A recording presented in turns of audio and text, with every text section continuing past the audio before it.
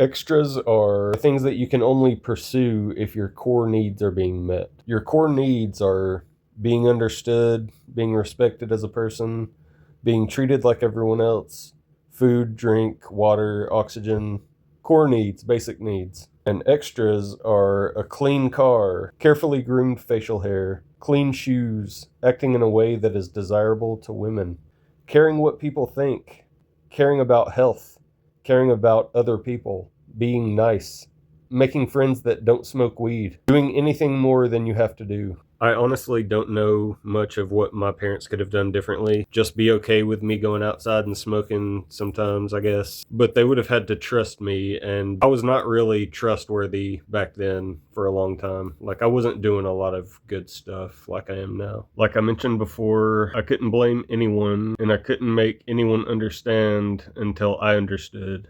I couldn't stop this weird thing that was happening to me. I was totally on my own to understand all these complex things that were going on. Nobody could help me understand, not even doctors and not even my therapist could help me understand, because really you have to have experienced this stuff to really understand it. You can't just look at a textbook and explain it that way if you haven't experienced it.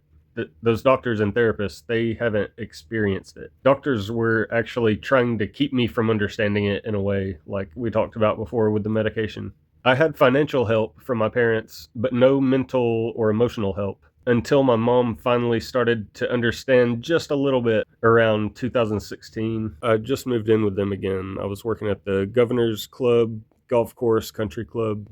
I couldn't think straight. I could hardly open my mouth to speak because of the anxiety, and I knew people didn't understand what I was going through, so I didn't understand how to interact with them unless I was on break smoking weed with my boy who also worked there, who I could at least be myself with while we were outside smoking, then for a little while after I came back from break while I was high. So I always wanted to be on break. Spending way too much money on weed. I'd try to buy it in bulk and sell a little bit here and there, so just to help me be able to afford it. My mind was constantly racing. I couldn't think to interact with anyone. I had no room for extras. I couldn't remember things. I'd forget, like I'm leaving for the house and I forgot my wallet, I forgot my keys, I forgot deodorant, I forgot to brush my teeth. I'd forget my deodorant. I was dressing raggedly. My shoes were all torn up. I had holes in my clothes. It sounds like I was a degenerate, smoking weed and quitting jobs all the time, but it's because my brain wasn't working right. My brain wasn't working properly. I needed to be on medication, and I wasn't on medication. But that's the whole point, that to my family and everyone, it just looked like I was a degenerate, smoking weed and quitting jobs all the time, not doing what my family wants me to do. So it's perfectly understandable that people thought that, because that's exactly what it looked like. But you have to factor in that one little detail, that my brain wasn't functioning the way it was supposed to, and I was being criticized as a person whose brain was functioning properly. All right, here's a timeline. Don't pay attention to that red. That's just gardening stuff. All right, so Rick at 17 years old, that was 2004. I said 2005, but that was 2004. Graduated high school in 2005. Adderall, somewhere around there after 2005. Actually, Adderall was before 2005, now that I think of it, and after. And things were really bad but manageable around that time. And then drug rehab, that was 2005. And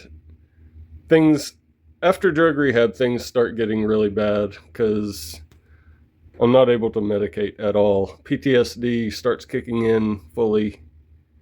And many unfortunate years. Around this time I devised Operation F This. And the frustrated therapist man that told my parents, he advised them to send me to the homeless shelter. And that was around 2010.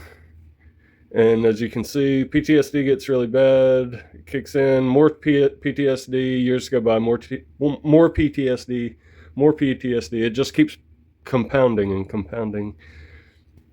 So anyway, at the end of my homeless shelter video, remember my ex-wife texted me, so that's where I ended at that last video. And then more PTSD at that point, arguably the worst installment. And then from that goes to question mark, because I haven't talked about that yet.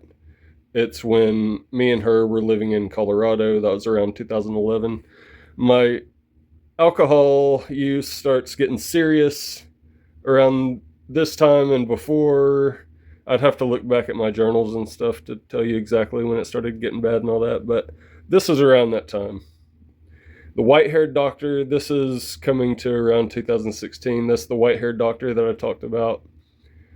And this might not be exactly in the right spot, but around 2016, my mom started to understand a little bit, and I'm going to talk about that in this video. And so things start to, maybe they start to improve. It's hard to say. The damage was already done.